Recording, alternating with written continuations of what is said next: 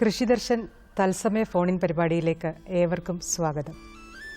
കേരളത്തിൽ എവിടെയും ഏതു സമയത്തും വർഷം മുഴുവനും കൃഷി ചെയ്യാവുന്ന ഒരു ഫലവർഗ വിളയാണ് വാഴ.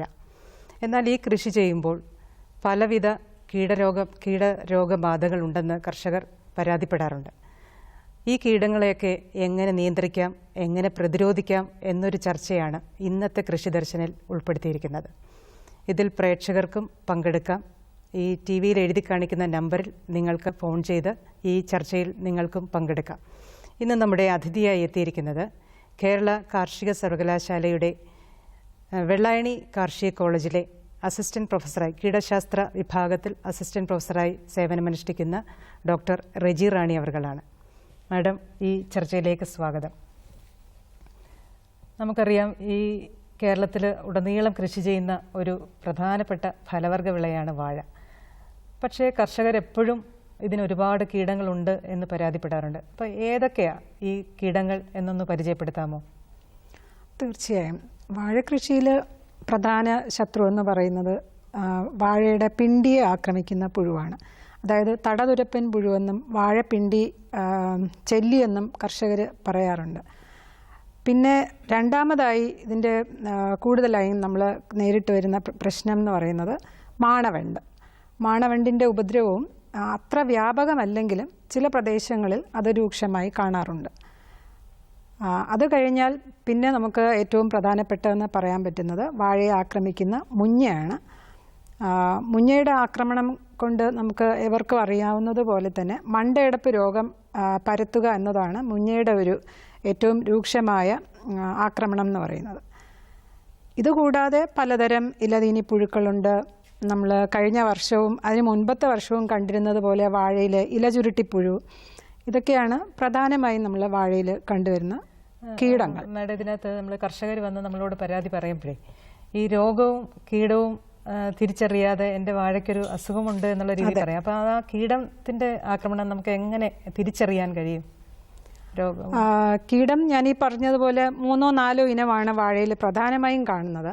അതിൽ ചെല്ലിയുടെ ആക്രമണം എന്ന് പറയുമ്പോൾ വാഴ തടയെ ആക്രമിക്കുന്ന ചെല്ലിയാണെങ്കിൽ തീർച്ചയായും നമുക്ക് തട കാണുമ്പോൾ തന്നെ അതിൽ ചെറിയ ദ്വാരങ്ങളോ അല്ലെങ്കിൽ ഒരു കൊഴുത്ത ദ്രാവകം ഒഴുകി വരുന്നതായിട്ടോ, അതും അല്ലെങ്കിൽ ചെല്ലിയെ തന്നെ നമുക്ക് അതിൻ്റെ ഉള്ളിൽ തട തുറന്ന് പരിശോധിച്ച് കഴിഞ്ഞാൽ ചെല്ലിയോ അതിൻ്റെ പുഴുക്കളോ ഒക്കെ കാണാൻ സാധിക്കും. നേരെ മറിച്ച് തടയെ ആക്രമിക്കുന്ന രോഗങ്ങളൊന്നും തന്നെ ഇല്ല. വാഴയെ ആക്രമിക്കുന്ന രോഗങ്ങളെന്ന് പറയുമ്പം പ്രധാനമായിട്ട് ഇലപ്പുള്ളി രോഗം അല്ലെങ്കിൽ കൂമ്പടപ്പ്, ഇതൊക്കെ നമുക്ക് ലക്ഷണങ്ങൾ വളരെ കൃത്യമായിട്ട് കണ്ട് മനസ്സിലാക്കാവുന്നതാണ്. കൂമ്പടപ്പ് എന്ന് പറയുമ്പോൾ എല്ലാ ഇലകളും കൂടി ചേർന്ന് ഒരു ബഞ്ചി ടോപ്പ് വളർച്ച മുരടിച്ച് നിൽക്കുന്ന ഒരു അവസ്ഥയാണ്. അതുപോലെ ഇലപ്പുള്ളിയും നമുക്ക് നല്ലവണ്ണം തിരിച്ചറിയാവുന്നതാണ്. അവിടെ നമുക്ക് കൺഫ്യൂഷൻ്റെ ആവശ്യമൊന്നുമില്ല. പക്ഷേ ഒരു കാര്യം നമുക്ക് തിരിച്ചറിയേണ്ടത് ഈ മാണവണ്ടിൻ്റെ ഉപദ്രവം ഉണ്ടായിക്കഴിഞ്ഞാൽ എന്തെങ്കിലും രോഗമാണോ എന്നൊരു സംശയം തോന്നാറുണ്ട്. കാരണം അതിലും ഈ ഇല ചെറുതാകുക, ഇലയുടെ എണ്ണം കുറയുക, അതുപോലെ ചെറിയ രീതിയിൽ മഞ്ഞളിപ്പ് കാണുക, ഇതൊക്കെയാണ് സാധാരണ കണ്ടുവരുന്ന ലക്ഷണങ്ങൾ. അങ്ങനെയുള്ളൊരവസ്ഥയിൽ നമുക്കിപ്പോൾ തോട്ടത്തിൽ ധാരാളം വാഴ ഉണ്ടെങ്കിൽ 1-2 രൂക്ഷമായി ലക്ഷണം കാണിക്കുന്ന 1-2 പിഴുത് തന്നെ നോക്കിയെടുത്ത് ഉറപ്പാക്കേണ്ടി വരും. അപ്പോൾ പിഴുത് നോക്കുമ്പോൾ നമുക്കറിയാം മാണവണ്ടിൻ്റെ ഉപദ്രവമാണെങ്കിൽ മാണം ദ്രവിച്ചു പോയിട്ടുണ്ടാവും, പുഴുക്കൾ അതിനകത്തുണ്ടാവും. അങ്ങനെ നമുക്കത് ഉറപ്പാക്കി. ഈ മാണവണ്ടിനെയും തടതുരപ്പൻ്റെ വണ്ടിനെയും നമുക്ക് തിരിച്ചറിയാനുള്ള എങ്ങനെ നമുക്ക് തിരിച്ചറിയാൻ പറ്റും? സാധാരണ ഒരു കർഷകൻ എങ്ങനെ അത് പെട്ടെന്ന് തിരിച്ചറിയാനായിട്ടുള്ള? കണ്ടാൽ തിരിച്ചറിയുന്നത് രണ്ടും ഏകദേശം ഒരേപോലെയാണ് കാണുക. ഇതാണ് അതിൻ്റെ ചെല്ലി, തടതുരപ്പൻ്റെ ചെല്ലി. കറുത്ത നിറത്തിൽ നല്ല തിളക്കമുള്ള നെടിയ വണ്ടാണ്. അതേപോലെ ഇതിനേക്കാൾ വളരെ ചെറുതും നിറം കുറഞ്ഞതും, അതായത് ഇത്രയും തിളക്കമുള്ളതല്ലാത്ത ചെറിയ ഇനം വണ്ടുകളാണ് മാണവണ്ടെന്ന് പറയുന്നത്. അത് പരിചയം കൊണ്ട് തന്നെ കർഷകർക്ക് അറിയാം. പിന്നെ തീർച്ചയായിട്ടും തടതുരപ്പൻ ചെല്ലിയാണെങ്കിൽ തടയുടെ പുറത്തും പോളയ്ക്കുള്ളിലുമാണ് കാണുക. മറ്റേത് മണ്ണിനടിയിലും മാണത്തിൻ്റെ അകത്തും പുറത്തുമൊക്കെ ആയിട്ടാണ് കാണാറുള്ളത്. മാഡം, നമുക്കൊരു കോൾ വെയിറ്റ് ചെയ്യുന്നു. ആരാണ് ഫോൺ വിളിക്കുന്നത്? ഞാൻ കല്ലേറ്റുന്നു. ഇതിന് ട്രിവാൻഡ്രം കല്ലേറ്റുന്ന. പേര് Anil John Abraham. Anil John Abraham. അതെ അതെ. പറഞ്ഞോളൂ. ഞാൻ കുറച്ച് വാഴ നട്ടു. ഏത്തവാഴ ഉണ്ട്, പഴമുണ്ട്. പക്ഷെ അതിൽ നിന്ന് ഈ ട്രീ ഒന്നും പുഷ്ടി പ്രാപിക്കുന്നില്ല. പ്ലസ് അതിന്റെ ലീവ്സ് മുഴുവൻ യെല്ലോ ആയിരുന്നു. അതാണ് കംപ്ലൈന്റ്. എത്ര വാഴ നട്ടിട്ടുണ്ടെന്നാ പറഞ്ഞത്? 5 സെന്റിനകത്താണ്. അതിനകത്ത് പരമാവധി നട്ടിട്ടുണ്ട്. എന്നുവെച്ചാൽ ഏകദേശം എത്ര ഒരു ഏരിയ പറയോ, അല്ലെങ്കിൽ എണ്ണത്തിൽ പറയാൻ കഴിയോ? ഒരു 10ഓളം നട്ടിട്ടുണ്ട്. 10 എണ്ണം? 10 എണ്ണത്തിൽ എത്ര എണ്ണത്തിനാ നമ്മൾ ഈ ലക്ഷണം കണ്ടുവരുന്ന? വളർച്ച മുരടിക്കുന്നതായിട്ടും മഞ്ഞളിപ്പുള്ളതായിട്ടും എത്ര എണ്ണത്തിലാ കണ്ടുവരുന്നത്? മിക്കവാറും എല്ലാത്തിലും ഉണ്ട്. ഓക്കെ. അപ്പം നമ്മൾ ഈ നട്ടിരിക്കുന്ന സ്ഥലം എന്നത് കരയാണോ അതോ കരയാണ്? നികത്തിയ സ്ഥലമാണോ? മണ്ണിട്ട് നികത്തിയ സ്ഥലമാണോ? മണ്ണ് മാറ്റിയ സ്ഥലമാണ്. മണ്ണ് മാറ്റി പ്ലോട്ട് തിരിച്ച സ്ഥലമാണ്. വ്യക്തമായില്ല ഉത്തരം, ഒന്നുകൂടി പറയാം. അതായത് മണ്ണ് തട്ടുകളാക്കി പ്ലോട്ട് തിരിച്ച മണ്ണിലാണ് കൃഷി ചെയ്തത്. അല്ല, ആ പ്ലോട്ട് തിരിക്കാൻ വേണ്ടിയിട്ട് നമ്മൾ പുറത്തുനിന്ന് മണ്ണുകൊണ്ട് ഇറക്കാറുണ്ടല്ലോ. അങ്ങനെ ഇറക്കുമ്പോൾ അത് ആ സബ്സോയിൽ മുഴുവൻ പോയിട്ട് ഫലഭൂയിഷ്ടി കുറഞ്ഞ മണ്ണാണ് നമ്മൾ ഇട്ട് നികത്തുക. അങ്ങനെ വരുമ്പോഴും ഇങ്ങനെ ഒരു പ്രശ്നം പൊതുവെ കാണാറുണ്ട്. അപ്പം മണ്ണിന്റെ ഗുണനിലവാരത്തിൽ നമുക്ക് ഉറപ്പുണ്ട്. നല്ല മണ്ണ് തന്നെയാണെന്നുണ്ടെങ്കിൽ ചിലപ്പോൾ അത് നിമാവിരയുടെ ആക്രമണമായിരിക്കാം, അല്ലെങ്കിൽ മാണവണ്ടിന്റെ ഉപദ്രവം ആയിരിക്കാം. ഇത് ഇദ്ദേഹം എവിടെ നിന്നാണ്? കല്ലയം, തിരുവനന്തപുരത്ത് കല്ലയത്ത്. അപ്പോൾ എനിക്ക് തോന്നുന്നു അടുത്തുള്ള കൃഷിഭവനുമായി ബന്ധപ്പെട്ട് കൃഷി ഓഫീസറെ കൃഷിയിടത്ത് കൊണ്ടുവന്ന് കാണിച്ച് അതിനൊരു ഉറപ്പായിട്ട് എന്താണ്, ഒന്നുകിൽ അത് നിമാവിരയുടെ ആക്രമണമായിരിക്കാം, അല്ലെങ്കിൽ മാണവണ്ടിന്റെ ഉപദ്രവമായിരിക്കാം. ഇത് രണ്ടും അല്ലെങ്കിൽ മണ്ണിന്റെ ഗുണനിലവാരത്തിൽ വന്ന ഒരു വ്യത്യാസമായിരിക്കാം. ചോദ്യം ചോദിച്ചതിന് നന്ദി അനില്ലേ. ഓക്കെ. നമുക്ക് നമ്മൾ പറഞ്ഞു വന്നുകൊണ്ടിരുന്നത് ഓരോ കീടങ്ങളുടെ വ്യത്യാസമാണ്. മാണവണ്ടിന്റെയും മരത്തടതുരപ്പൻ പുഴുവിന്റെയും വ്യത്യാസം നമ്മൾ പറഞ്ഞു. അതിനെ തിരിച്ചറിയേണ്ട ലക്ഷണങ്ങളുടെ, ഇവ ഉണ്ടാക്കുന്ന ലക്ഷണങ്ങൾക്കുള്ള വ്യത്യാസം എന്തൊക്കെയായിരിക്കും? ലക്ഷണങ്ങൾ എന്ന് പറയുമ്പോൾ നമ്മൾ ആദ്യം പറഞ്ഞിരുന്നത് തടതുരപ്പൻ പുഴുവിനെ കുറിച്ചാണ്. അതിൻ്റെ ലക്ഷണങ്ങൾ എന്ന് പറയുമ്പം ഏറ്റവും ആദ്യം നമുക്ക് തിരിച്ചറിയാൻ കഴിയുന്നത് തടയുടെ പുറത്ത് ചെറിയ ദ്വാരങ്ങൾ, വളരെ സൂക്ഷിച്ചു നോക്കിയാലേ ആരംഭഘട്ടത്തിൽ അറിയാൻ പറ്റുള്ളൂ. ചെറിയ ദ്വാരങ്ങളുണ്ടാവും. അതിൽ നിന്നും തന്നെ കൊഴുത്ത ഒരു ദ്രാവകം, ജെല്ലി പോലുള്ള ഒരു നിറം കുറഞ്ഞ ദ്രാവകം അതിൽ നിന്ന് പുറത്തേക്ക് വരുന്നതായിട്ട് കാണാം. ഇതാണ് അതിന്റെ ആരംഭഘട്ടം. പ്രായത്തിലുള്ള വാഴകളെയാണ് കൂടുതൽ നമുക്കറിയുന്നത് പോലെ വാഴയിൽ പിണ്ടി രൂപപ്പെട്ടു തുടങ്ങുന്നത് ഒരു 4.5 മാസം 5 മാസം പ്രായമാകുമ്പോഴാണല്ലോ. ആ സമയത്താണ് ചെല്ലിയുടെ ഉപദ്രവം ഉണ്ടാകാനുള്ള ചാൻസ് കൂടുതൽ. അപ്പോൾ ആ സമയത്ത് 5-ാം മാസം മുതലുള്ള വാഴകൃഷിക്കാണ് നമ്മൾ കൂടുതൽ ശ്രദ്ധ കൊടുക്കേണ്ടത്. കാരണം ആ സമയത്താണ് ചെല്ലി വന്ന് മുട്ടയിടുന്നതും ഈ മുട്ടയിടുന്നതിൻ്റെ തുടർച്ചയായിട്ടാണ് ഈ കൊഴുത്ത ദ്രാവകം ഒഴുകി വരുന്നത്. അപ്പോൾ ഈ പ്രാരംഭ ഘട്ടത്തിൽ തന്നെ നമ്മൾ പ്രതിരോധ മാർഗങ്ങൾ അല്ലെങ്കിൽ നിയന്ത്രണ മാർഗങ്ങൾ സ്വീകരിച്ചാൽ വളരെ എളുപ്പത്തിൽ നമുക്കിതിനെ നിയന്ത്രിക്കാൻ കഴിയും. പക്ഷേ പലപ്പോഴും സംഭവിക്കുന്ന എന്താണെന്ന് വെച്ചാൽ നമ്മളിത് ഈ ഘട്ടത്തിൽ നമ്മളതൊന്നും ലക്ഷണങ്ങൾ തിരിച്ചറിയാറില്ല.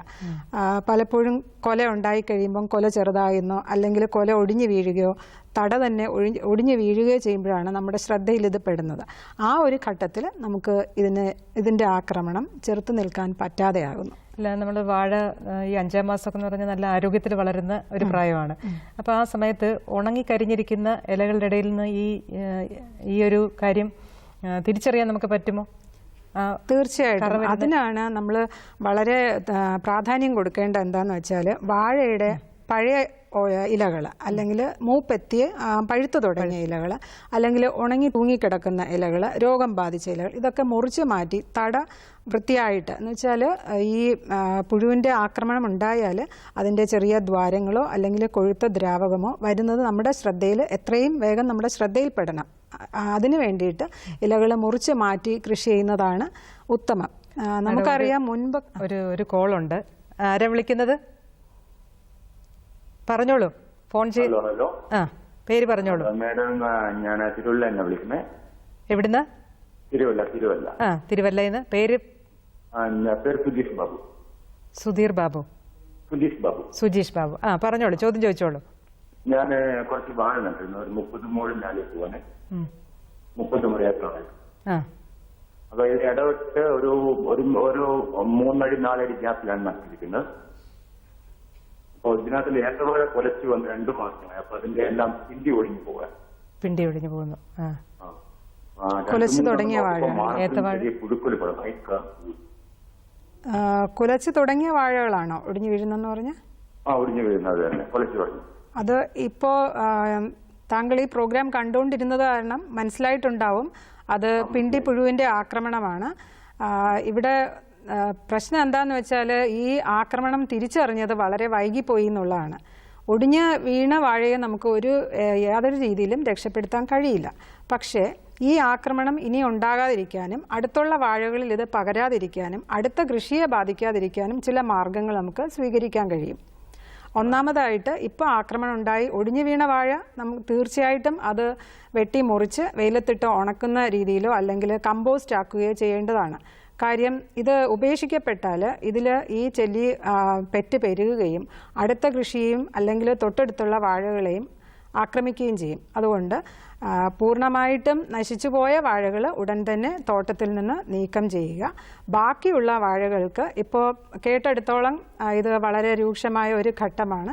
അപ്പോൾ നമുക്ക് തീർച്ചയായും ഒരു രാസവസ്തു കൊണ്ട് തന്നെ നിയന്ത്രിക്കേണ്ടി വരും.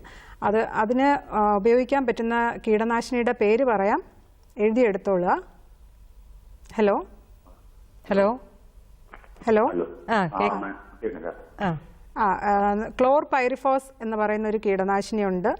ക്ലോർപൈറിഫോസ് അത് ലഭ്യമല്ലെങ്കിൽ ഫിപ്രോനിൽ എന്ന് പറയുന്ന ദ്രവരൂപത്തിലുള്ളൊരു കീടനാശിനിയുണ്ട്. ഫിപ്രോനിൽ എന്ന് പറയുന്നത് ദ്രവരൂപത്തിലും ലഭ്യമാണ്, തരി രൂപത്തിലും ലഭ്യമാണ്. അതിൽ ഏതാണ് കിട്ടുന്നത് അതനുസരിച്ചിട്ട് വേണം ഉപയോഗിക്കാനായിട്ട്. ക്ലോർപൈറിഫോസ് ആണ് ഉപയോഗിക്കുന്നതെങ്കിൽ 1.5 മില്ലി 1 ലിറ്റർ വെള്ളത്തിലും, ഫിപ്രോനിൽ 1.5 മില്ലി 1 ലിറ്റർ വെള്ളത്തിലും, ഫിപ്രോനിലാണ് ദ്രവരൂപത്തിൽ ഫിപ്രോനിലാണ് ഉപയോഗിക്കുന്നതെങ്കിൽ 3 മില്ലി 1 ലിറ്റർ വെള്ളത്തിലും, അതല്ല തരി രൂപത്തിലാണ് ഉപയോഗിക്കുന്നതെങ്കിൽ 10 ഗ്രാം മണ്ണിലുമാണ് ചേർക്കേണ്ടത്. ഓക്കെ. ഈ ലായനി തയ്യാറാക്കിയതിന് ശേഷം ഇതെങ്ങനെയാണ് പ്രയോഗിക്കേണ്ടതെന്ന് പറയാം. ഈ ലായനി തയ്യാറാക്കിയതിന് ശേഷം അത് ഒരു സാധാരണ നമ്മൾ ഉപയോഗിക്കുന്ന സ്പ്രേയറിൽ എടുക്കുക. അതിൻ്റെ നോസിൽ അഡ്ജസ്റ്റ് ചെയ്യുക. അതിൻ്റെ നോസിൽ അഡ്ജസ്റ്റ് ചെയ്തിട്ട് തുള്ളികൾ വലുതായിട്ട് തന്നെ ഫൈൻ സ്പ്രേ ആയിട്ട് വീഴുന്നതിന് പകരം തുള്ളികൾ ഇറ്റിറ്റ് വീഴുന്ന രീതിയിൽ നോസിൽ അഡ്ജസ്റ്റ് ചെയ്തതിന് ശേഷം ഇലക്കവിളുകളിലൂടെ ഇറ്റിച്ചു കൊടുക്കുക. ഇതിന്റെ വിത്തുകൾ ഇപ്പൊ 3 വിത്ത് വെച്ച് ഒരു മൂട്ടിലുണ്ട്. അത് നമുക്ക് പിന്നെ വെക്കാൻ പറ്റുമോ? അതിന്റെ വിത്തുകൾ കൊലയ്ക്കുന്നതിന് മുമ്പ് കന്ന് നിർത്താതിരിക്കുന്നതാണ് നല്ലത്. നമുക്ക് മാറ്റി വെച്ചാൽ അത് സക്സസ് ആണോ? കുലയ്ക്കുന്നതിന് മുമ്പ് വരുന്ന കന്നുകൾ നശിപ്പിക്കുന്നതാണ് നല്ലത്. അല്ലെങ്കിൽ വാഴയുടെ കരുത്ത് കുറയും, അതനുസരിച്ച് കുലയുടെ തൂക്കവും കുറയാനാണ് ചാൻസ്. ഇനിയിപ്പോൾ അടുത്ത് നിൽക്കുന്ന വാഴകളിൽ ഇതിൻ്റെ ഉപദ്രവം എത്തിയിട്ടില്ല, അത് എല്ലാം ഹെൽത്തി ആണെന്ന് തോന്നുകയാണെങ്കിൽ നമുക്ക് ജൈവ രീതിയിൽ കൂടെയും ഇതിനെ നിയന്ത്രിക്കാവുന്നതാണ്. താങ്കളുടെ വീട് എവിടെയാണെന്ന് പറഞ്ഞു? തിരുവല്ല. തിരുവല്ലയാണെങ്കിൽ നമുക്ക് കൊട്ടാരക്കര കൃഷി വിജ്ഞാന കേന്ദ്രത്തിൽ ഇതിനെ നിയന്ത്രിക്കാൻ പറ്റുന്ന ഒരു മിത്ര നിമാവിരയുണ്ട്. അത് ഒരു പുഴുവിൻ്റെ ഇൻഫെക്റ്റഡ് ആയിട്ടുള്ള പുഴുക്കളെയാണ് അവിടെ നിന്ന് തരിക. അത് ഒരെണ്ണത്തിന് 1.5 രൂപയാണ് വില. അത് വാങ്ങി ഈ വാഴപ്പോളയ്ക്ക് ഉള്ളിലേക്കും നാമ്പോലയ്ക്ക് ചുറ്റുമുള്ള ഇലക്കവിളിലും വെച്ച് കൊടുക്കുക. ഒരു വാഴയ്ക്ക് 4 എണ്ണം എന്നുള്ള രീതിയിൽ ഓരോ ഇലക്കവിളിൽ ഓരോന്ന് വെച്ച് കൊടുക്കുക. അതിൽ നിന്നും വരുന്ന നിമാവിരകൾ ഈ തടപ്പുഴുവിൻ്റെ വിവിധ ഘട്ടങ്ങളെ ആക്രമിക്കുന്നതായിരിക്കും. അപ്പോൾ നമ്മുടെ ആക്രമണം വളരെ ആരംഭഘട്ടമാണെങ്കിൽ മാത്രമേ ഈ രീതി നമുക്ക് ഉപയോഗിക്കാൻ കഴിയുള്ളൂ. അപ്പോൾ അത് താങ്കൾ മനസ്സിലാക്കുക. ആക്രമണ ലക്ഷണം കണ്ട് ഇത് രൂക്ഷഘട്ടത്തിലാണോ ആരംഭഘട്ടത്തിലാണോ എന്ന് മനസ്സിലാക്കിയതിന് ശേഷം ജൈവ നിയന്ത്രണ മാർഗം സ്വീകരിക്കണമോ അതോ ഈ രാസകീടനാശിനി പ്രയോഗിക്കണോ എന്നുള്ളത് തീരുമാനിക്കുക. ചോദ്യം ചോദിച്ചതിന് നന്ദി.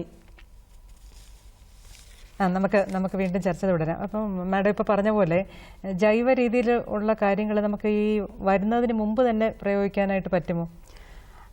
ജൈവ രീതിയിലെന്ന് പറയുമ്പോൾ ജീവാണുക്കളാണ് നമ്മൾ ഉപയോഗിക്കുന്നതെങ്കിൽ ഈ ഫംഗസ് പോലുള്ള, അതായത് മിത്ര കുമിളുകൾ പോലുള്ള ജീവാണുക്കളാണ് ഉപയോഗിക്കുന്നതെങ്കിൽ വന്നതിന് ശേഷം, കീടാക്രമണം ഉണ്ടായതിന് ശേഷം മാത്രമേ ഉപയോഗിക്കാൻ കഴിയുള്ളൂ. കാരണം കുമിൾ വിത്തുകൾക്ക് അത് കീടശരീരത്തിൽ വീണ് മുളച്ച് വേണം രോഗം ഉളവാക്കാനായി. അപ്പോൾ അത് കാരണം കീടങ്ങൾ ഉണ്ടായതിന് ശേഷമേ നമുക്കത് ഉപയോഗിക്കാൻ പറ്റുള്ളൂ. പക്ഷേ ഇപ്പം ഞാൻ കുറച്ച് മുമ്പ് സൂചിപ്പിച്ചിരുന്ന ഈ മിത്ര നിമാവിര എന്ന് പറയുന്നത് അത് നമ്മൾ മറ്റൊരു പുഴുവിൽ വളർത്തിയെടുക്കുന്ന ഒരു നിമാവിരയാണ്. അപ്പോൾ അത് നമുക്ക് മണ്ണിലേക്ക് ഇട്ട് കൊടുക്കും. ഇപ്പോൾ മാണവണ്ടിനാണെങ്കിലും അത് കുഴിയിൽ നമുക്ക് ഇട്ട് കൊടുക്കാവുന്നതാണ്.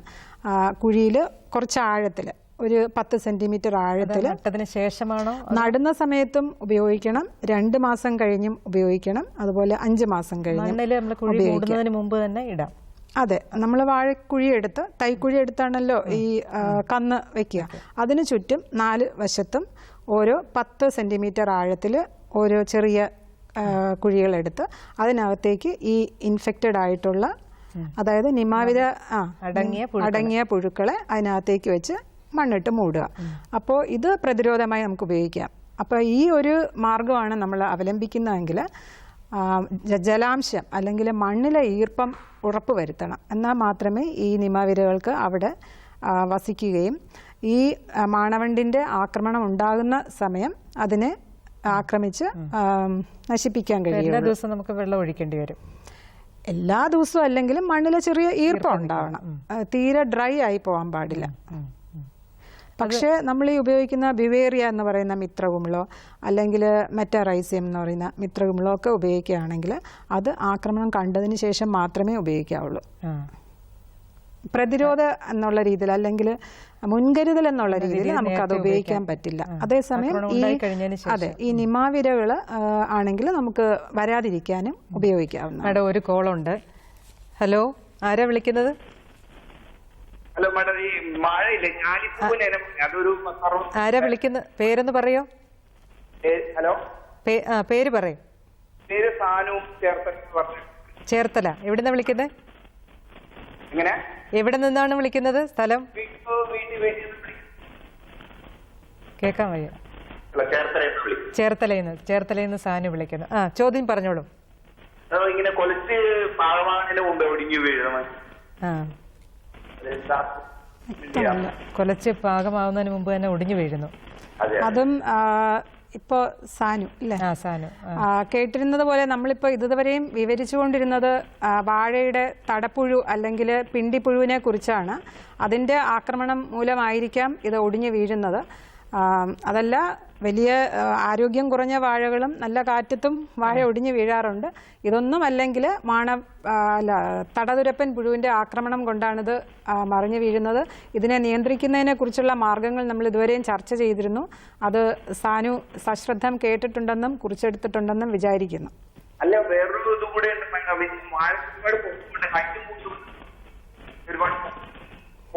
വ്യക്തമാവുന്നില്ല, ഒന്നുകൂടെ പറയൂ. ഒരുപാട് ഉയരത്തിലോട്ട് വളരുന്നുണ്ട്. സാധാരണ മഴയേക്കാൾ പൊക്കം കൂടുതൽ, അതുകൊണ്ടാണ് ഒടിഞ്ഞു വീഴണം അറിയാൻ വേണ്ടിയായിരുന്നു. നേന്ത്രവാഴ തന്നെയല്ലേ അത്? ഞാലിപ്പൂവന അല്ലാതെ ഉയരത്തിൽ വളരുന്നുണ്ട്, അതുകൊണ്ടാണോ? അപ്പൊ അങ്ങനെയാണെങ്കിൽ അതിന് ഊന്ന് കൊടുക്കാമല്ലോ നമുക്ക്. വാഴകൾ തമ്മിൽ കമ്പി കൊണ്ട് കെട്ടുക അല്ലെങ്കിൽ ഊന്ന് കൊടുത്തും നോക്കാം. പക്ഷെ അതിനു മുമ്പ് മനസ്സിലാക്കേണ്ടത് തടപ്പുഴുവിൻ്റെ ആക്രമണം ഉണ്ടോ ഇല്ലയോ എന്നുള്ളത് മനസ്സിലാക്കേണ്ടതുണ്ട്. ഞാൻ നേരത്തെ വിവരിച്ചതുപോലെ തട സൂക്ഷ്മമായി പരിശോധിക്കുക. അതിൽ ചെറിയ ദ്വാരങ്ങളുണ്ടോ? ഞാൻ ഇപ്പോൾ കാണിക്കാം. ഇതിൽ TV-യിൽ ഒന്ന് നോക്കുക. ഇതുപോലുള്ള ഇപ്പോൾ പടത്തിൽ കാണുന്നത് പോലെ ചെറിയ ദ്വാരങ്ങൾ എന്തെങ്കിലും ഉണ്ടോ, ഇതേപോലെയൊക്കെ ലക്ഷണങ്ങൾ കാണുന്നുണ്ടോ എന്നുള്ളത് പരിശോധിക്കുക. ഇതൊന്നുമില്ല എന്നുണ്ടെങ്കിൽ വാഴയുടെ ആരോഗ്യക്കുറവ് കൊണ്ടും താങ്ങ് കൊടുക്കാത്തത് കൊണ്ടും തന്നെ ആയിരിക്കാം മറിഞ്ഞു വീഴുന്നത്. നേരെ മറിച്ച് ഈ ലക്ഷണങ്ങൾ കാണിക്കുന്നുണ്ടെങ്കിൽ അതിന് തടതുരപ്പൻ പുഴുവിനെ നിയന്ത്രിക്കുന്ന മാർഗങ്ങൾ ഇതുവരെ വളരെ വിശദമായി വിവരിക്കുകയുണ്ടായി ഇവിടെ. അത് സ്വീകരിക്കാവുന്നതാണ്. ഉത്തരം കിട്ടിക്കാണുമെന്ന് വിചാരിക്കുന്നു. വിളിച്ചതിന് നന്ദി. നമ്മളിപ്പോൾ തടപ്പുഴുവിൻ്റെ കാര്യം പറഞ്ഞു, അതുപോലെ മാണവണ്ടിൻ്റെ കാര്യവും പറഞ്ഞു. ഇത് കൂടാതെ ഈ വാഴത്തോട്ടങ്ങളിലും മിക്ക വാഴത്തോട്ടങ്ങളിലും ഇലയ്ക്ക് ദ്വാരങ്ങൾ ഉണ്ടാക്കുന്ന പുഴുക്കളെ പറ്റിയുള്ള ശല്യം കർഷകർ പറയാറുണ്ട്. അപ്പോൾ അത് ഇതിൻ്റെ അതിൻ്റെ ഈൽഡ് കൊലയ്ക്ക് തൂക്കം കുറയുന്ന രീതിയിലുള്ള ഒരു ആക്രമണം വരാറുണ്ടോ? അതിനെന്തെങ്കിലും നമുക്ക് പ്രതിരോധമോ നിയന്ത്രണ മാർഗങ്ങളോ സ്വീകരിക്കാം, അത് ചെയ്യണോ? അതെന്താ? ഇത് ഇലതീനി പുഴുക്കളെന്ന് നമ്മൾ പൊതുവെ പറയാറുണ്ട്. 2-3 തരം ഇലതീനി പുഴുക്കളുണ്ട്. അതിൽ ഒരെണ്ണം ഞാനിപ്പോൾ ഇവിടെ കാണിക്കാം. ഇതാണ് സ്പോഡോപ്റ്ററ എന്ന് നമ്മൾ പറയും. ഇതാണ് പ്രധാനമായും വാഴയിൽ കാണുന്ന ഇലതീനി പുഴുക്കൾ. ഇത് വാഴ കൂടാതെ പലതരം പച്ചക്കറികളിലും ഒരു പ്രധാന പ്രശ്നമാണ്. പക്ഷെ വാഴയിൽ ചില ക്ലൈമറ്റിൽ മാത്രമേ ഉള്ളൂ ഇത് സിവിയർ ആകുന്നത്. അല്ലാത്ത പക്ഷം ഇത് കണ്ടു കഴിഞ്ഞാൽ നമുക്ക് വലിയൊരു നാശനഷ്ടമൊന്നും ഉണ്ടാക്കാറില്ല. പക്ഷേ ഇതിൻ്റെ ആക്രമണം രൂക്ഷമാണെന്ന് കണ്ടു കഴിഞ്ഞാൽ തീർച്ചയായും നമ്മൾ നിയന്ത്രണ മാർഗങ്ങൾ അവലംബിക്കേണ്ടതുണ്ട്. ഇനി ഇത് ഉണ്ടാക്കുന്ന ലക്ഷണങ്ങൾ കാണിച്ചു തരാം.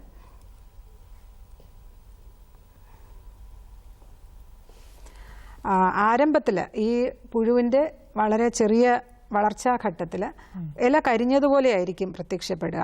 അടിവശം നോക്കിയാൽ നമുക്ക് കാണാൻ കഴിയും കൂട്ടം കൂട്ടമായിട്ട് ചെറിയ പച്ച നിറത്തിലെ പുഴുക്കൾ ഉണ്ടാകുന്നത്. പക്ഷേ ഇത് വളർന്നു കഴിയുമ്പോൾ ഇതുപോലുള്ള ദ്വാരങ്ങളായിരിക്കും പ്രത്യക്ഷപ്പെടുക. രോമം ഇല്ലാത്ത പുഴുക്കളാണ്. വലിയ ദ്വാരങ്ങളായിരിക്കും ഇലയിലുണ്ടാകുക. പൂർണ്ണ വളർച്ച എത്തിയ പുഴുക്കൾ ഇത് വാഴ ഇല കടിച്ച് തിന്നുകയാണെങ്കിൽ ഇതുപോലുള്ള ദ്വാരങ്ങളായിരിക്കും കാണുക. അതല്ല, ചെറിയ സ്റ്റേജിൽ വളർച്ചാഘട്ടം വളരെ ചെറുതായിരിക്കുമ്പോൾ പുഴുക്കൾ ഇല കരണ്ട് തിന്നുന്ന കാരണം ഇല കരിഞ്ഞു പോകുന്നതായും കാണാറുണ്ട്. ഇതിൻ്റെ രൂക്ഷമായ ആക്രമണം വളരെ ചുരുക്കത്തിൽ മാത്രമേ കാണാറുള്ളൂ. അങ്ങനെ വരികയാണെങ്കിൽ നമുക്ക് കീടനാശിനി ഉപയോഗിക്കാതെ തന്നെ ഇതിനെ നിയന്ത്രിക്കാൻ കഴിയുന്നതാണ്. ഇതിൻ്റെ ഒരു സ്വഭാവം എന്ന് വെച്ചാൽ രാത്രി ഘട്ടങ്ങളിലാണ് ഇത് പുറത്തിറങ്ങി വരുന്നതും ഭക്ഷിക്കുന്നതും ഒക്കെ. അപ്പോൾ ഇതിനെ നമ്മൾ പകൽ നോക്കിയാൽ അങ്ങനെ കാണാറുമില്ല. അപ്പോൾ നമുക്ക് ചെയ്യാവുന്നത് ഇതിനെ ആകർഷിച്ച് നശിപ്പിക്കാൻ വേണ്ടിയിട്ട് ഒരു കെണി രൂപത്തിലൊരു കീടനാശിനി ഉപയോഗിക്കാം. അത് വളരെ സേഫാണ്. കാര്യം എന്താണെന്ന് വെച്ചാൽ നമ്മൾ വാഴയിലേക്ക് കീടനാശിനി നേരിട്ട് സ്പ്രേ ചെയ്യേണ്ട ആവശ്യമില്ല. കുറച്ച് തവിട് 100 ഗ്രാം എടുക്കുക, അതിലേക്ക് ഒരു 10 ഗ്രാം ശർക്കര, അതിൻ്റെ കൂടെ മണമില്ലാത്ത ഏതെങ്കിലും ഒരു കീടനാശിനി എന്ന് പറയുമ്പോൾ നമുക്ക് അധികം രൂക്ഷഗന്ധമില്ലാത്തത് എന്ന് പറയുമ്പോൾ ഇമിഡാക്ലോപ്രിഡ് മണമില്ലാത്തൊരു കീടനാശിനിയാണ്. ഇത് 2% വീര്യത്തിൽ അതിലേക്ക് മിക്സ് ചെയ്യുക. ശർക്കര കീടനാശിനി കൂടെ മിക്സ് ചെയ്ത് വേണമെങ്കിൽ നമുക്ക് കുറച്ച് വെള്ളം തളിച്ച് അതിനൊരു ഈർപ്പം കൊടുക്കാം.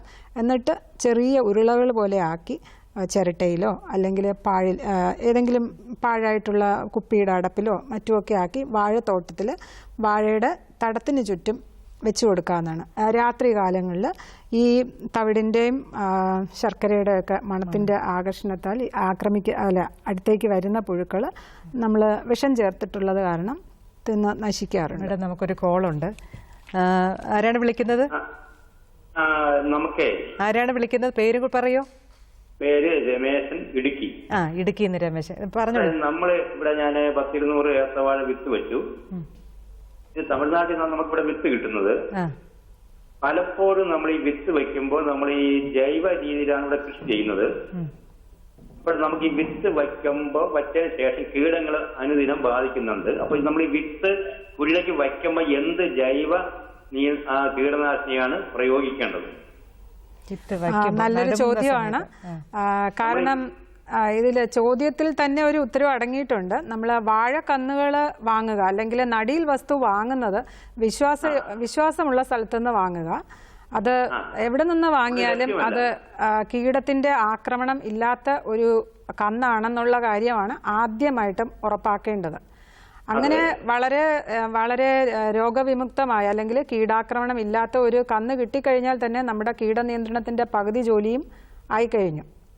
അപ്പോൾ അങ്ങനെ വയ്ക്കുന്ന കന്നുകളിൽ മാണവണ്ടിൻ്റെ ഉപദ്രവം വരാതിരിക്കാനായി ചില കാര്യങ്ങൾ നമുക്ക് ചെയ്യാൻ കഴിയുന്നതാണ്. പുറമേ ഉള്ള ഈ നടിയിൽ വസ്തുവിൻ്റെ അതായത് മാണത്തിൻ്റെ പുറമേ ഉള്ള തൊലി മിനുസമുള്ള ഒരു നല്ല മൂർച്ചയുള്ള കത്തി കൊണ്ട് ചെത്തി മാറ്റുക. അതിനുശേഷം മുൻപ് നമ്മളെല്ലാവരും ചെയ്തിരുന്നത് പോലെ തന്നെ ചാരവും ചാണകവും അടങ്ങുന്ന ഒരു കുഴമ്പ് പരുവത്തിൽ ഒരു സ്ലറി ഉണ്ടാക്കിയതിന് ശേഷം അത് പുരട്ടി ഒരു 3 ദിവസം ഇളം വെയിലത്ത് ഉണക്കുക. അതിനുശേഷം നടാവുന്നതാണ്. അതുപോലെ കുഴി തയ്യാറാക്കുമ്പോഴും 1-2 കാര്യങ്ങൾ ശ്രദ്ധിക്കേണ്ടതുണ്ട്. കുഴിയിൽ 1 കിലോ വേപ്പിൻ പിണ്ണാക്ക് ഇട്ട് കൊടുക്കുന്നത് നല്ലതാണ്. അത് നടുന്നതിനും 2 ആഴ്ച മുൻപ് ചെയ്യുന്നതായിരിക്കും കൂടുതൽ അഭികാമ്യം. ഒരു കുഴിക്ക് 1 കിലോ. 1 കിലോ. അത് നമുക്ക് ഈ മാണവണ്ടിൻ്റെ ഉപദ്രവം കുറയ്ക്കാനും നിമാവിരയുടെ ഉപദ്രവം കുറയ്ക്കാനും വേണ്ടിയിട്ടൊക്കെയാണ് അങ്ങനെ ഒരു ഇടുന്നത് നല്ലതാന്ന് പറയുന്നത്. അതേപോലെ നമ്മൾ നേരത്തെ പറഞ്ഞ EPN എന്ന് പറയുന്നത്, അതായത് മിത്ര നിമാവിര, അതിൻ്റെ ഈ കടാവർ കിട്ടുകയാണെങ്കിൽ, അല്ലെങ്കിൽ ഈ അതിൽ ഉൾക്കൊണ്ടിട്ടുള്ള പുഴുക്കൾ, നേരത്തെ ഞാൻ പറഞ്ഞിരുന്നത് പോലെ തൃശ്ശൂരുള്ള കണ്ണാറയിലുള്ള വാഴ ഗവേഷണ കേന്ദ്രം, കാർഷിക സർവകലാശാലയുടെ കീഴിലുള്ള ഒരു ഗവേഷണ കേന്ദ്രമാണ്.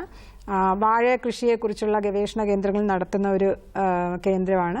അവിടെ നിന്ന് ഇത് ലഭ്യമാണ്. അതുപോലെ കൃഷി വിജ്ഞാന കേന്ദ്രം കൊട്ടാരക്കരയും ഇത് ലഭ്യമാണ്. വളരെ വിലക്കുറവാണ്. ഒരു കീടത്തിന് കിട്ടുന്നത് 1.5 രൂപയ്ക്ക് അത് കിട്ടും. നമുക്ക് ഒരു വാഴ കൃഷിക്ക് ആവശ്യം ഒരു തവണ ഉപയോഗിക്കാൻ ആവശ്യം, അതായത് നടീൽ സമയത്ത് ഉപയോഗിക്കാൻ 4 എണ്ണം വേണം. നട്ട് കഴിഞ്ഞ് 2-ാം മാസം ആകുമ്പോൾ ഉപയോഗിക്കാൻ ഇലക്കവളിൽ 4 എണ്ണവും അതുപോലെ കുഴിയിൽ വയ്ക്കാനും 4 എണ്ണം, വീണ്ടും 5-ാം മാസം ആകുമ്പോൾ ഇതൊന്നുകൂടി ആവർത്തിക്കുക. വളരെ ചെലവ് കുറഞ്ഞ രീതിയിൽ തന്നെ ഇത് ചെയ്യാവുന്നതാണ്. ഇങ്ങനെയുള്ള മുൻകരുതൽ എടുത്തു കഴിഞ്ഞാൽ ഈ മാണവണ്ടിൻ്റെ ഉപദ്രവം കുറയ്ക്കാൻ കഴിയും. അതുപോലെ തടതുരപ്പൻ പുഴു വരാതിരിക്കാനും നേരത്തെ പറഞ്ഞിരുന്നത് പോലെ മൂപ്പത്തിയ ഇലകൾ മുറിച്ച് മാറ്റുക, ഉണങ്ങിയ ഇലകൾ മുറിച്ച് മാറ്റുക, ചെറിയ ദ്വാരം കാണുകയും കൊഴുത്ത വസ്തു അതിന്ന് പുറത്തേക്ക് വരികയും കാണുന്ന ആരംഭഘട്ടത്തിൽ ഈ ബിവേറിയ എന്ന് പറയുന്ന ഒരു മിത്രകുമിളുണ്ട്. ഞാനത് കാണിക്കാം.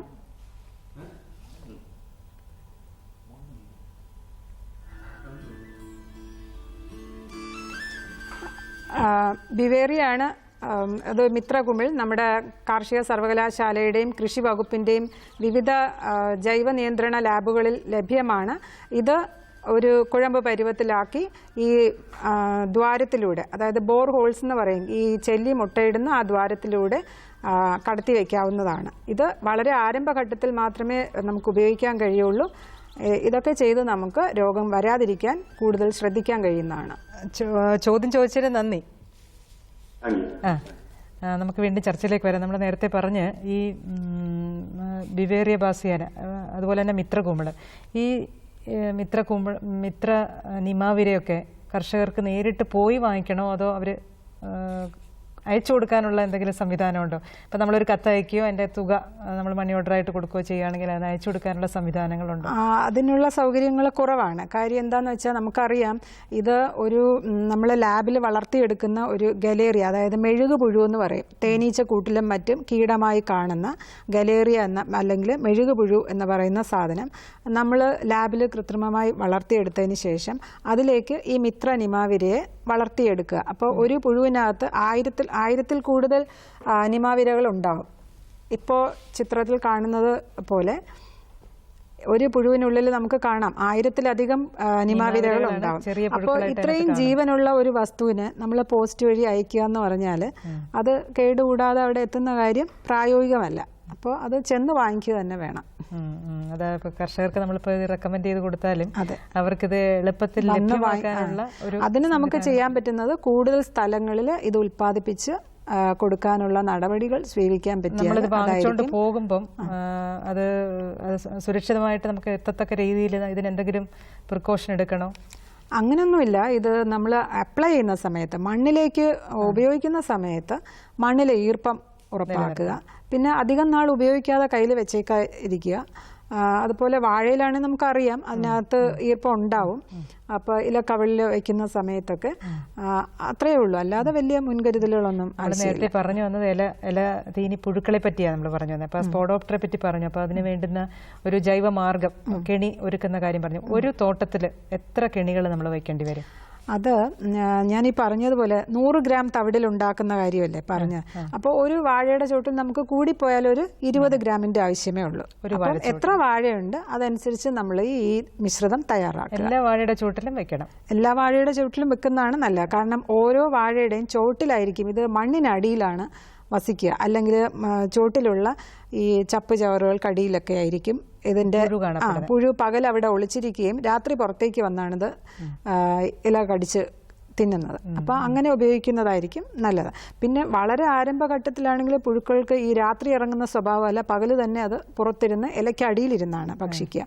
ആ സമയം കണ്ടുകിട്ടി കഴിഞ്ഞാൽ വളരെ എളുപ്പമാണ്, മറ്റൊരു മാർഗങ്ങളും സ്വീകരിക്കേണ്ട. നമ്മൾ ഒരു കോളനി എടുത്ത് കളഞ്ഞാൽ ഏകദേശം 200 പുഴുക്കളെങ്കിലും നമുക്ക് കിട്ടും. അതിനെ വെറുതെ കൈകൊണ്ടെടുത്ത് അതങ്ങ് കത്തിച്ച് കളയാം. അത്രയും വളരെ ലളിതമായി നിയന്ത്രിക്കാൻ കഴിയുന്നതാണ്.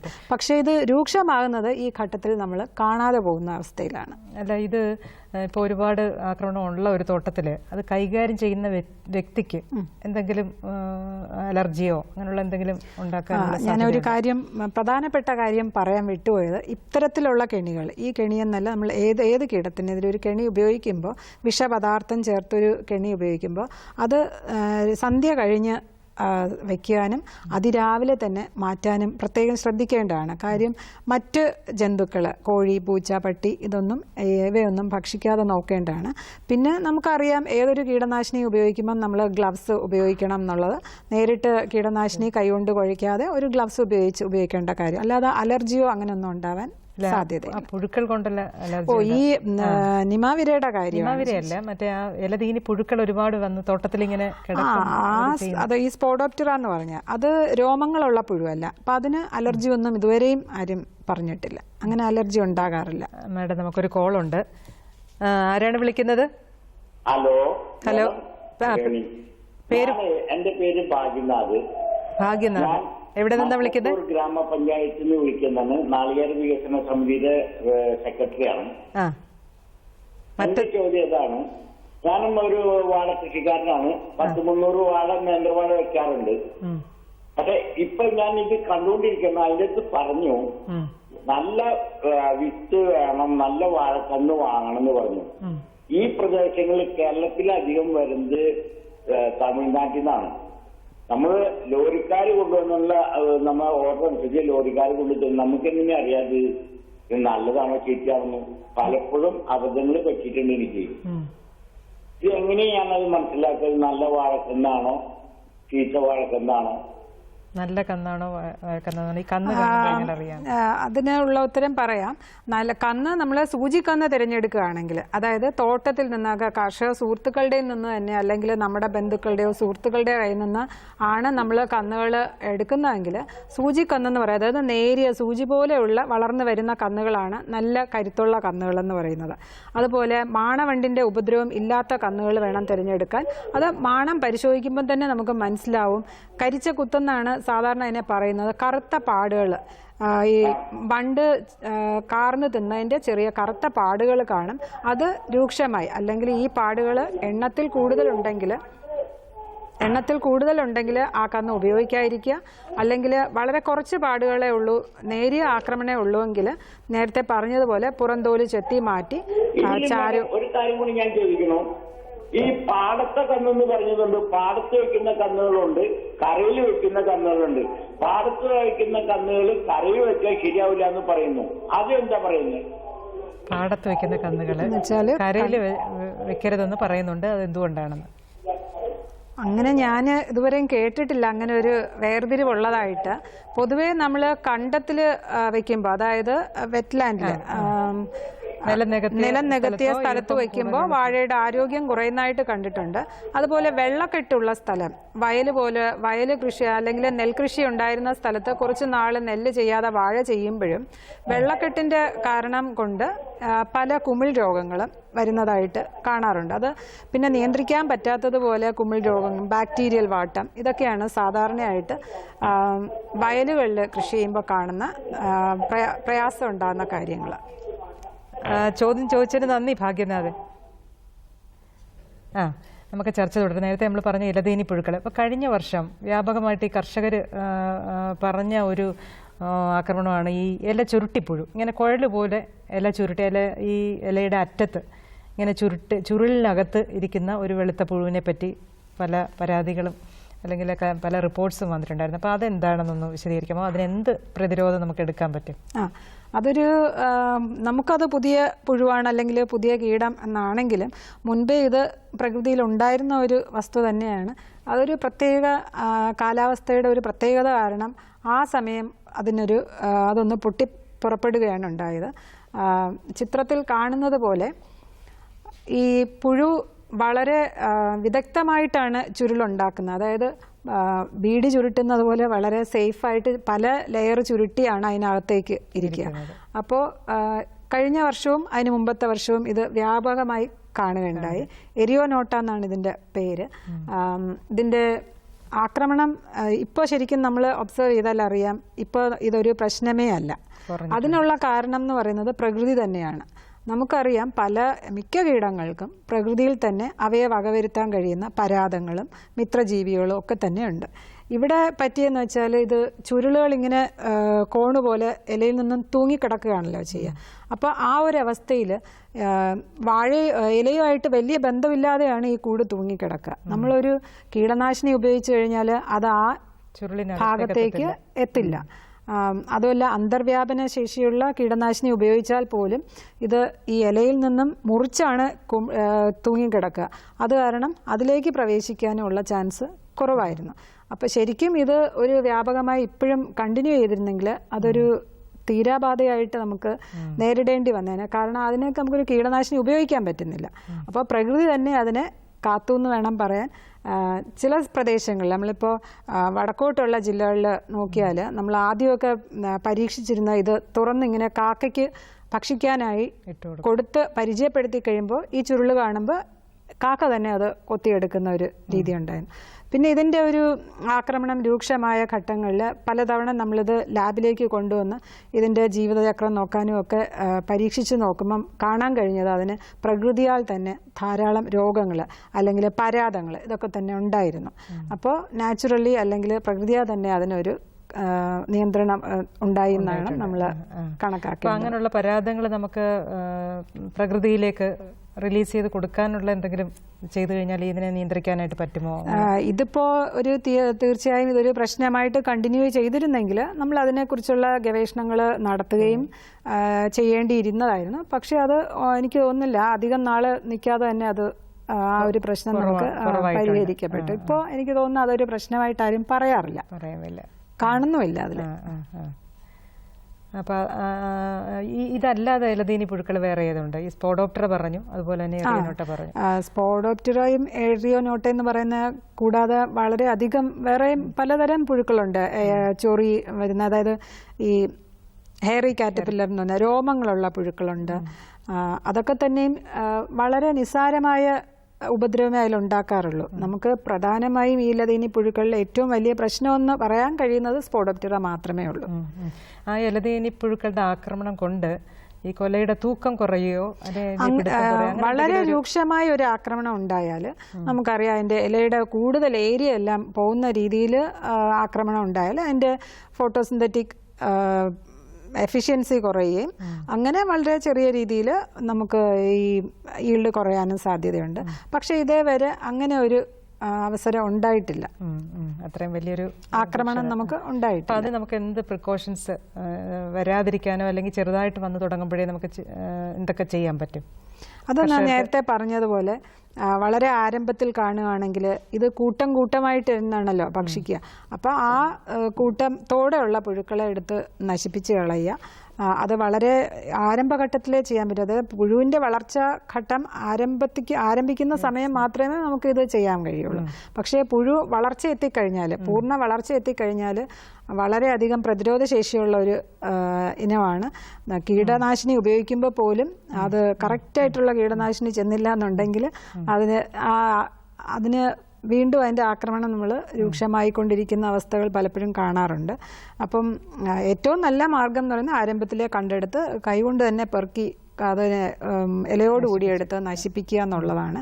പിന്നെ നമുക്ക് വരാതിരിക്കാനായിട്ട് ഉപയോഗിക്കുന്ന ഈ ആരംഭഘട്ടത്തിൽ ഉപയോഗിക്കാൻ പറ്റുന്ന ബിവേറിയ പോലുള്ള മിത്രകുമിൾ ലായനി 20 ഗ്രാം 1 ലിറ്റർ വെള്ളത്തിൽ കലർത്തി, നേരത്തെ പറഞ്ഞതുപോലെ ഇലയുടെ അടിവശത്താണ് ഇവ കാണുക, അപ്പോൾ അടിവശം കൂടി നനയുന്ന രീതിയിൽ സ്പ്രേ കൊടുക്കുക. മാഡം, നമുക്ക് ഈ മഴക്കാലത്ത് ഇപ്പം നമുക്ക് മഴയൊക്കെ കാലവർഷമൊക്കെ ഇങ്ങനെ നടന്നുകൊണ്ടിരിക്കുന്നത്, ഈ മഴക്കാലത്ത് ഇതിൻ്റെ ആക്രമണം, ഈ പൊതുവെയുള്ള കീടങ്ങളുടെ ആക്രമണം കൂടുകയോ കുറയുകയോ എന്തെങ്കിലും ഒരു പ്രത്യേകിച്ച് അങ്ങനെയുള്ളൊരു ഒബ്സർവേഷൻ ഉണ്ടോ?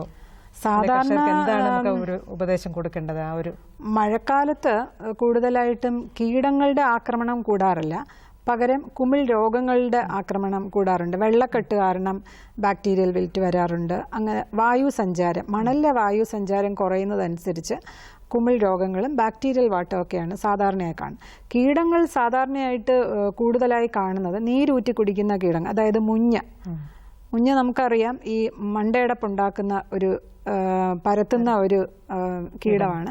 അപ്പോൾ അതിൻ്റെയൊക്കെ ആക്രമണം രൂക്ഷമായിട്ട് വരുന്നത് വേനൽക്കാലത്താണ്, അല്ലെങ്കിൽ വരൾച്ച കണ്ടിന്യൂസ് ആയിട്ട് നിൽക്കുന്ന അവസ്ഥയിൽ മാത്രമാണ് ഇങ്ങനെ ഈ നീരൂറ്റി കുടിക്കുന്ന കീടങ്ങൾ രൂക്ഷമായി കാണാറുള്ളത്. മഴക്കാലത്തെന്ന് പറയുമ്പോൾ പൊതുവെ കീടങ്ങളല്ല മഴക്കാലം പ്രതികൂലമായി ബാധിക്കുന്നത്, ഈ വാഴകൃഷിയെ ബാധിക്കുന്ന രോഗങ്ങളിലൂടെയായിരിക്കും. അതുപോലെ നമ്മൾ പറയുന്നൊരു കാര്യം, നിമാവിരകളെ പ്രതിരോധിക്കാനായിട്ട് ജമന്തി ചെടികൾ നട്ടു കഴിഞ്ഞാൽ ഇതിന്റെ ആക്രമണം കുറയുമെന്ന് പറയുന്നത്, അതിനകത്ത് അങ്ങനെയുള്ള പരീക്ഷണങ്ങൾ ധാരാളം നടന്നിട്ടുണ്ട്. അതിലെല്ലാം തന്നെ പറയുന്നത് ഈ ജമന്തി, പിന്നെ വേറൊരു മഞ്ഞ സൂര്യകാന്തി പോലൊരു കാട്ടു സൂര്യകാന്തി, അങ്ങനെ ഒരു ചെടിയുണ്ട് നമ്മുടെ ഇടുക്കി ജില്ലയിലൊക്കെ സാധാരണമായിട്ട് കാണാറുണ്ട്. എൻ്റെ പേര് ടിത്തോണിയ ആണ്. അപ്പോൾ അത് ഉപയോഗിക്കുമ്പോഴും ഈ നിമാവിരയുടെ ആക്രമണം കുറയുന്നതായിട്ട് ചില പരീക്ഷണങ്ങളിൽ തെളിഞ്ഞു. സമയം വളരെ കുറഞ്ഞിരിക്കുകയാണ്, ഇനി ഏകദേശം കുറച്ച് സമയം മാത്രമേ ഉള്ളൂ. അപ്പോൾ ഇന്ന് നമ്മുടെ കൂടെ ചർച്ച നയിച്ച അതിഥിയുടെ പേര്, വിലാസം പറയാം. ഡോക്ടർ റെജി റാണി OP, അസിസ്റ്റന്റ് പ്രൊഫസർ, കീടശാസ്ത്ര വിഭാഗം, കാർഷിക college, Vellayani, Thiruvananthapuram. Phone number 9446378182. Phone number ഒരിക്കൽ കൂടി പറയാം, 9446378182. നമ്മുടെ ഈ കൃഷിദർശൻ ഫോണിൻ പരിപാടിയിൽ ഇത്രയും നേരം സജീവമായി ഈ വാഴയുടെ കീട രോഗങ്ങളെപ്പറ്റിയും അവയുടെ നിയന്ത്രണ മാർഗങ്ങളും പ്രതിരോധ മാർഗങ്ങളും ഒക്കെ അവലംബിക്കേണ്ട രീതിയെക്കുറിച്ച് വളരെ സജീവമായ ചർച്ചയിൽ പങ്കെടുത്ത ഡോക്ടർ റെജി റാണി അവർക്ക് ദൂരദർശൻ്റെയും പ്രേക്ഷകരുടെയും പേരുള്ള നന്ദി രേഖപ്പെടുത്തിക്കൊള്ളുന്നു. നമസ്കാരം. നന്ദി.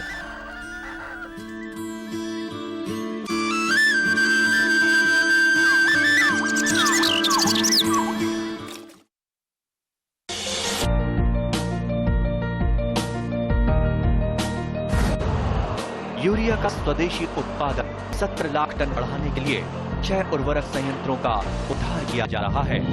FCIL के गोरखपुर, सिंदरी, तलचर और रामागुंडम संयंत्र, HFCL की बरौनी इकाई और BVFCL की नामरू फोर्थ।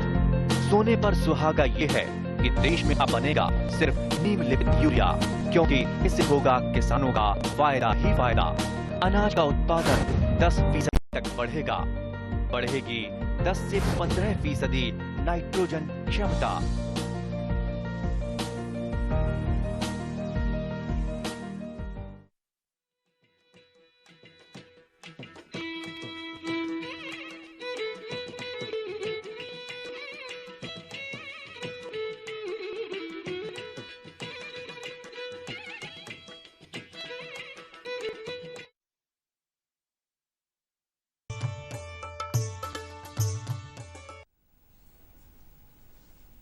നമസ്കാരം. ദൂരദർശൻ കാർഷിക വാർത്തകളിലേക്ക് സ്വാഗതം. പ്രധാന വാർത്തകൾ. ഉദ്യാനവിള കൃഷി വ്യാപനത്തിന് സാമ്പത്തിക സഹായം. ഡയറി ഫാം സംരംഭകർക്ക് പരിശീലനം. വിശദമായ വാർത്തകളിലേക്ക്. സംസ്ഥാന ഹോർട്ടിക്കൾച്ചർ മിഷൻ ഉദ്യാനവിള കൃഷി വ്യാപനത്തിന് വിവിധ പദ്ധതികൾ നടപ്പാക്കുന്നു. സ്വകാര്യ മേഖലയിൽ 1 ഹെക്ടർ വീതമുള്ള ചെറുകിട നഴ്സറികൾ സ്ഥാപിക്കാൻ ധനസഹായം നൽകും. ഒരു യൂണിറ്റിന് മൊത്തം പദ്ധതി ചെലവിന്റെ പരമാവധി 50% 7.5 ലക്ഷം രൂപ സഹായം ലഭിക്കും. ദീർഘകാല ഫലവൃക്ഷവിളകൾ, സുഗന്ധവിളകൾ, തോട്ടവിളകൾ എന്നിവയുടേത് കുറഞ്ഞത് 25,000 തൈകളെങ്കിലും പ്രതിവർഷം നഴ്സറികളിൽ ഉൽപ്പാദിപ്പിക്കണം. ഇതോടൊപ്പം പച്ചക്കറികളുടെയും സുഗന്ധവ്യഞ്ജനങ്ങളുടെയും വിത്തുൽപാദനത്തിന് പൊതുമേഖലയിൽ ഹെക്ടർ 1-ന് 35,000 രൂപ നിരക്കിൽ സഹായം നൽകും. ഒരാൾക്ക് പരമാവധി 5 ഹെക്ടർ വരെയാണ് ധനസഹായം. കൃഷിവകുപ്പിന്റെ ആലുവയിലുള്ള വിത്തുൽപാദന കേന്ദ്രവും എറണാകുളം ജില്ലാ പഞ്ചായത്തും സംയുക്തമായി എക്സ്പ്ലോഡ് എന്ന ജൈവ കീടനാശിനി വിപണിയിലിറക്കി. നാടൻ പശുക്കളുടെ ഗോമൂത്രത്തോടൊപ്പം കൊന്നയില സത്തും ചേർത്താണ് ജൈവ കീടനാശിനി നിർമ്മിക്കുന്നത്. ഇതോടൊപ്പം കാന്താരിയോ വെളുത്തുള്ളിയോ അരച്ചു ചേർത്താൽ വീര്യം കൂടും. ഗോമൂത്രത്തിൽ അടങ്ങിയിട്ടുള്ള നൈട്രജൻ ചെടികളുടെ വളർച്ച കൂട്ടും.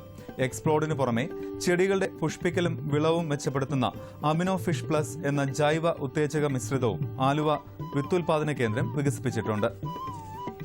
പശുപരിപാലന രംഗത്തേക്ക് യുവതി-യുവാക്കളെ ആകർഷിക്കാനും പുതിയ ഡയറി ഫാമുകൾ തുടങ്ങാൻ ആഗ്രഹിക്കുന്നവരെ പ്രോത്സാഹിപ്പിക്കുന്നതിനും മിൽമ ട്രെയിനിംഗ് സെന്റർ 4 ദിവസം ക്ഷീര കർഷക പരിശീലനം നൽകുന്നു.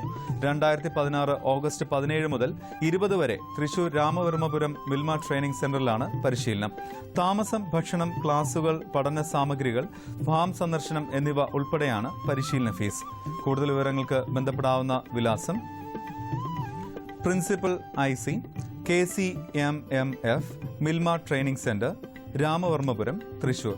ബന്ധപ്പെടാവുന്ന ഫോൺ നമ്പർ 0487269586. വിലാസം ഒരിക്കൽ കൂടി, principal IC KCMMF Milma training centre, Ramavarmapuram, Thrissur. ബന്ധപ്പെടാവുന്ന ഫോൺ നമ്പർ 0487269586. കൃഷിയും അനുബന്ധ മേഖലകളുമായി ബന്ധപ്പെട്ട് പുതിയ ഉപകരണങ്ങളും വിളയിനങ്ങളും കണ്ടെത്തുന്ന കർഷകർക്ക് അവ എറണാകുളം കൃഷി വിജ്ഞാന കേന്ദ്രത്തിൽ രജിസ്റ്റർ ചെയ്യാവുന്നതാണ്. താൽപര്യമുള്ള കർഷകർക്ക് ബന്ധപ്പെടാവുന്ന ഫോൺ നമ്പർ 9493034557. ഫോൺ നമ്പർ ഒരിക്കൽ കൂടി 9493034557. മംഗലാപുരം ആസ്ഥാനമായുള്ള ക്യാംകോ നീരയിൽ നിന്ന് വേർതിരിക്കുന്ന പഞ്ചസാര ഉപയോഗിച്ചുണ്ടാക്കുന്ന ചോക്ലേറ്റ് പുറത്തിറക്കി. CPCRIയുടെ സാങ്കേതിക വിദ്യ ഉപയോഗിച്ചാണ് നീരയിൽ നിന്ന് പഞ്ചസാര നിർമ്മിച്ചത്.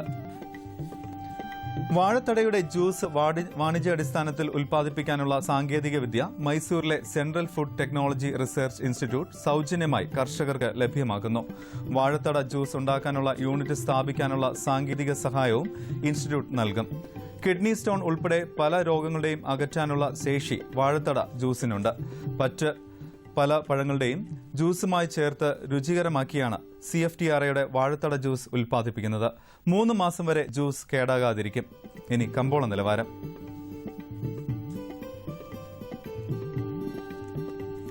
വെളിച്ചെണ്ണ കൊച്ചി കിൻഡലിന് 7700 രൂപ, കോഴിക്കോട് 8600, തൃശൂർ 7800. കൊപ്ര കൊച്ചി 5265, കോഴിക്കോട് 5400, തൃശൂർ 5405. കുരുമുളക് അൺഗാർബിൾഡ് 69000, ഗാർബിൾഡ് 72000. ചുക്ക് മീഡിയം 16500, ബെസ്റ്റ് 18000. മഞ്ഞൾ Salem 10200, ഈറോഡിൽ 10400. Kochi rubber RSS 5ാം grade 14100, rubber RSS 4ാം grade 14300. Kottayam rubber RSS 5ാം grade 14100, rubber RSS 4ാം grade 14400 രൂപ. കമ്പോള നിലവാരം കൊച്ചിയിൽ. വെളിച്ചെണ്ണ കിൻഡലിന് 7700 രൂപ, കൊപ്ര 5265, പിണ്ണാക്ക് എക്സ്പെല്ലർ 1950, റോട്ടറി 2000 രൂപ. കുരുമുളക് അൺഗാർബിൾഡ് 69000, ഗാർബിൾഡ് 72000 രൂപ. ചുക്ക് മീഡിയം 16500, ബെസ്റ്റ് 18000. മഞ്ഞൾ നാടൻ 11500. അടയ്ക്ക പുതിയത് 17000 രൂപ മുതൽ 18000 രൂപ വരെ. ജാതിക്ക തൊണ്ടൻ കിലോഗ്രാമിന് 150 മുതൽ 200 രൂപ വരെ. ജാതിക്ക തൊണ്ടില്ലാത്തത് 250 മുതൽ 360 വരെ. ജാതിപത്രി 400 മുതൽ 950 വരെ. ഗ്രാമ്പു 745 രൂപ. റബ്ബർ RSS 5ാം ഗ്രേഡ് ക്വിന്റലിന് 14100 രൂപ, റബ്ബർ RSS 4ാം ഗ്രേഡ് 14300, ഒട്ടുപാൽ 9000, ലാറ്റക്സ് 8500 രൂപ. കമ്പോള അവലോകനം. വിദേശ അടയ്ക്ക ഇറക്കുമതി കുറഞ്ഞത് വിലക്കയറ്റത്തിന് വഴിതെളിക്കാം. പാൻ മസാല വ്യവസായികൾ രംഗത്ത് ഇറങ്ങിയാൽ കർഷകർക്ക് മെച്ചപ്പെട്ട വില ഉറപ്പുവരുത്താനാവും. കഴിഞ്ഞ സാമ്പത്തിക വർഷം ഇറക്കുമതി 68,000 ടണ്ണിൽ ഒതുങ്ങി. കൊച്ചിയിൽ അടയ്ക്ക വില 17,000 രൂപ മുതൽ 18,000 രൂപ വരെയാണ്. നാളികേര ഉൽപ്പന്നങ്ങളുടെ നിരക്ക് വീണ്ടും വർദ്ധിച്ചു. വെളിച്ചെണ്ണയുടെ മുന്നേറ്റം കണ്ട് മില്ലുകാർ കൂടിയ വിലയ്ക്ക് കൊപ്ര ശേഖരിച്ചത് നാട്ടിൻപുറങ്ങളിലെ ചെറുകിട വിപണികളെയും സജീവമാക്കി. കയറ്റുമതിക്കാർ ഏലക്കയിൽ കാര്യമായ താൽപര്യം കാണിച്ചില്ലെങ്കിലും ഉത്തരേന്ത്യക്കാർ ലേലത്തിൽ പിടിമുറുക്കി. STCയിൽ ഇന്ന് 14 ടൺ ഏലത്തിന്റെ കൈമാറ്റം നടന്നു. മികച്ച ഇനങ്ങൾ കിലോ 1062 രൂപയാണ്. ടയർ നിർമ്മാതാക്കളുടെ സാന്നിധ്യം റബ്ബർ മാർക്കറ്റിന് നേട്ടമായി. ലഭ്യത ചുരുങ്ങിയതിനാൽ വിലക്കയറ്റം തുടരാൻ ഇടയുണ്ട്. ഇനി കാലാവസ്ഥ. കണ്ണൂർ കൂടിയ താപനില 30.4 ഡിഗ്രി സെൽഷ്യസ്, കുറഞ്ഞ താപനില 24.1 ഡിഗ്രി സെൽഷ്യസ്. കോഴിക്കോട് 32.6, 24.5. കൊച്ചി 30.6, 24. ആലപ്പുഴ 31, 24.4. പുനലൂർ 32.6, 24.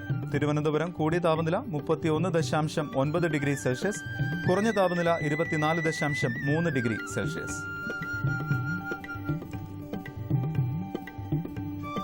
ഇന്നത്തെ കാർഷിക വാർത്തകൾ സമാപിക്കുന്നു. നമസ്കാരം.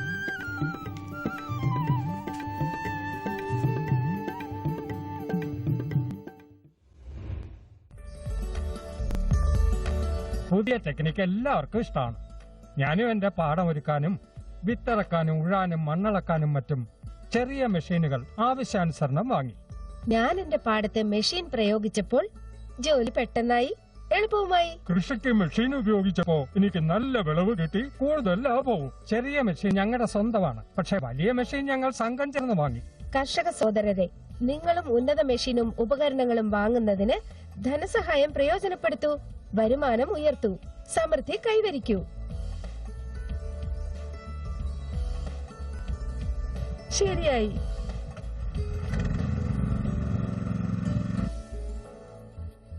ഞാൻ ആലോചിച്ചു മോനെ, നിന്നെ ഞാൻ കൃഷി എഞ്ചിനീയർ തന്നെ ആക്കും.